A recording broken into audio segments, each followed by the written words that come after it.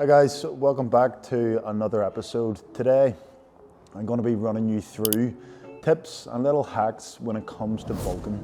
I'm going to let you know how I was able to push up to 8,000 calories a day and how you're going to be able to just be more strategic when it comes to your bulking approach. Guys, in case you're wondering, I'm upstairs in the gym. I have a sofa, I have a PlayStation set up. This is pretty much just my chill area.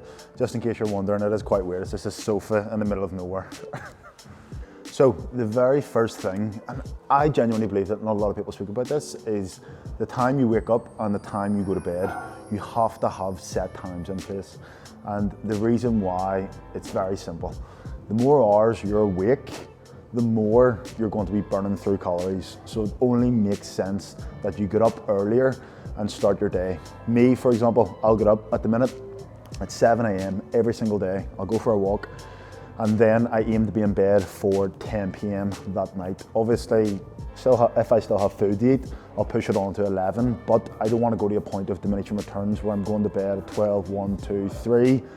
Done it all before, it is not effective. So set times when it comes to just life in general and having a routine. But bulking, it is very important. In terms of pre and post, personally what I like to do is I like to keep fats away from this window as much as possible. The only reason why is because the more fat you have around your training window, the longer it takes for the nutrients to be absorbed, which is protein and carbohydrates. It will delay that process. So in order for you to get a better anabolic response and to actually have better digestion, I will avoid fats around that window.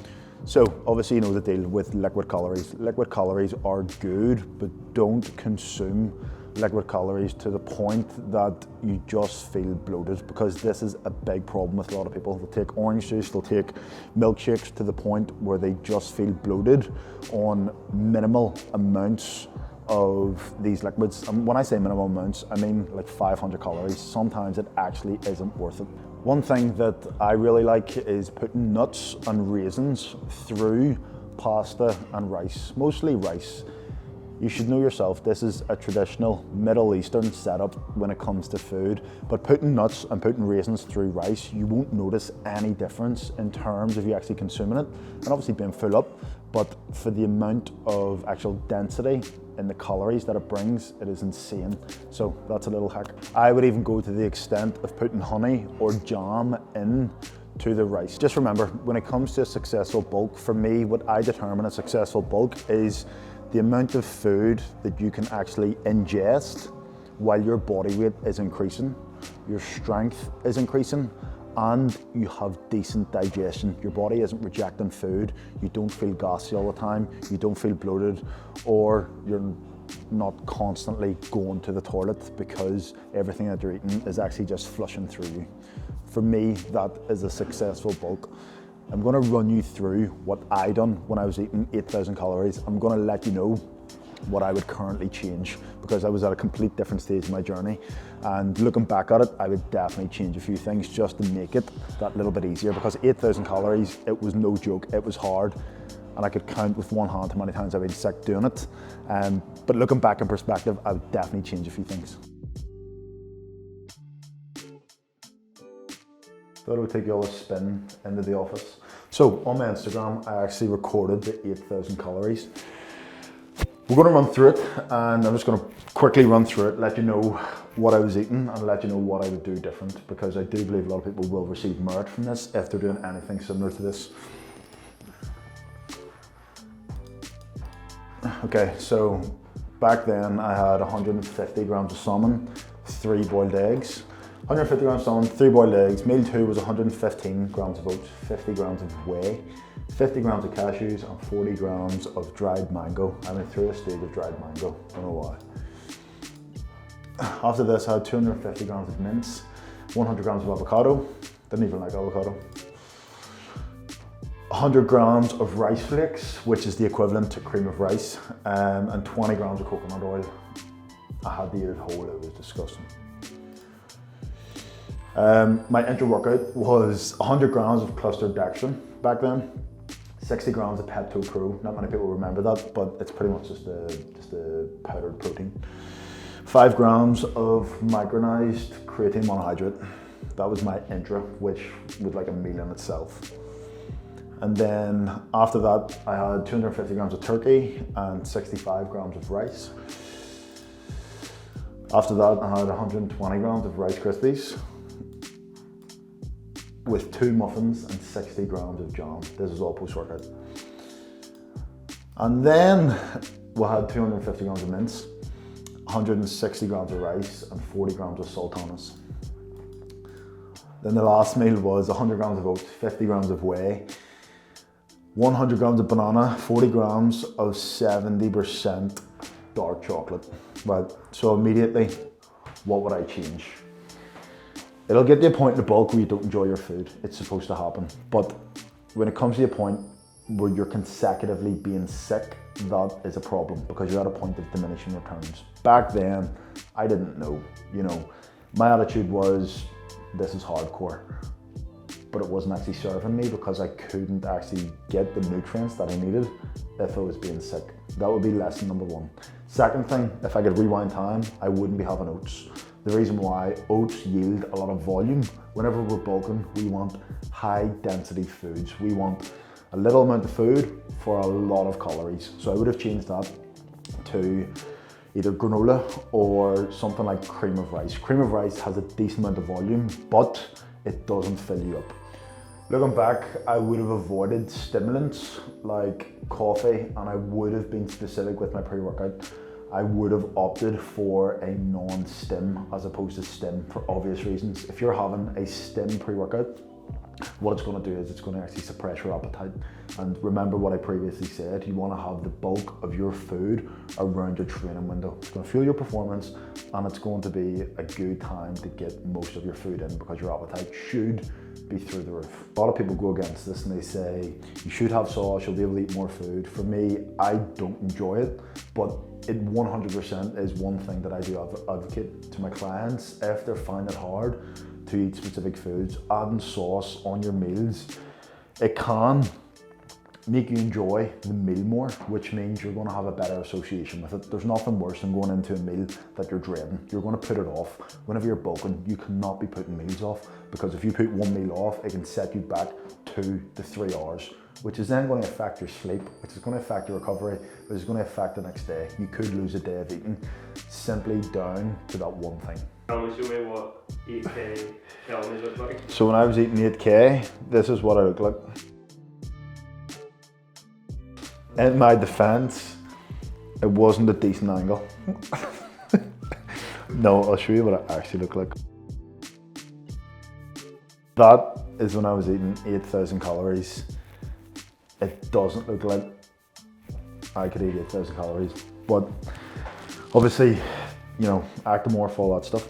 The thing is, guys, right, back then, I didn't really know any different, but I know for a fact that if I had have got inside my own head, it would have stopped me from eating the amount of food that I was eating. I just thought it was normal because I wasn't too invested in bodybuilding, and I was just doing what my coach was telling me to do at the time. But looking back, it doesn't really look like I was eating 8,000 calories. Good thing is that it just shows you that you have to persevere, because obviously through me doing that, I have benefited. Now, most recently, 2 weeks ago, I got up to 6,200 calories and my digestion was completely gone. So I had to scrape it back to where I'm currently at now, which is 5,000 a day.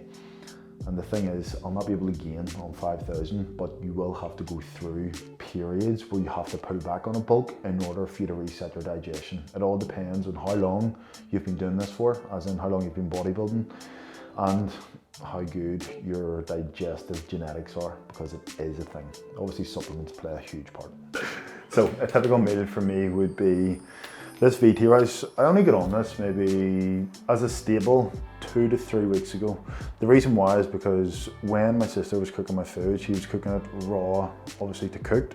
I just found it had more volume, whereas this, it's dense and it actually has 40 calories more per 100 grams. So gonna go with VT rice. I go with anemic chicken. This is special chicken. On a serious note, 220 grams of chicken and 1 tortilla wrap. Guys, this works out 800 calories. For me, the main thing I'm looking for when I'm eating meals and I'm bulking is for me to eat this, how do I feel after? It's that simple. Do I feel bloated? Do I feel like it doesn't digest well? And this, honestly, is perfect. And I'm around 80% full. Remember, I'm not completely pushing it to the max at the minute. I'm only on 5,000 calories, a measly 5,000. But when I start to push more, what I will do is I will increase the amount of rice, or I'll increase this guy here. I'll probably have 2 wraps. But yeah, this is just a typical meal.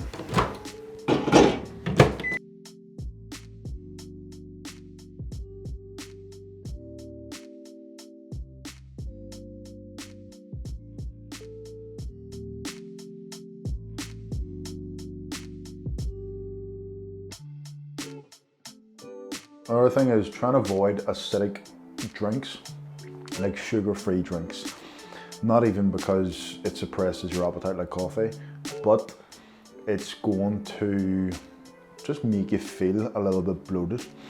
I mean, if you can drink them, you feel absolutely fine. That's just the same as drinking water, drink it. But whenever you're putting so much food in and you're putting a lot of acidic drinks on top of that, it can actually hold you back with putting more food in there.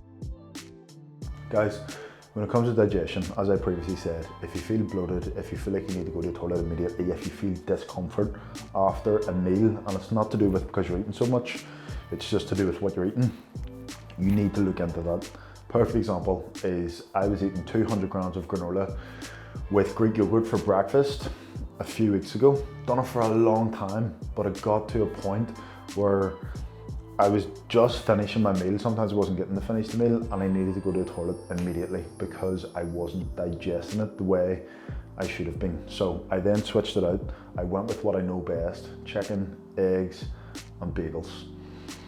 And that allowed me to actually eat more in the one sitting, and it didn't affect my digestion at all. So when it comes to digestion, you have to be in tune with what your body digests the most. Whenever you're peak bulk, you are going to have problems, but you don't want to be at a point where your body weight isn't moving and your digestion is absolutely awful. Guys, unfortunately, that's the end of the video. Hopefully you did pick something up there. And I think the main thing is that just understand, when you're bulking, you are going to feel uncomfortable, but make sure you feel uncomfortable at the latter stages, not too early, because that's just setting yourself up for failure. It's not going to be a successful bulk. But I appreciate you watching the video, and if you haven't already, please subscribe. I would massively appreciate it, and I'll see you in the next video.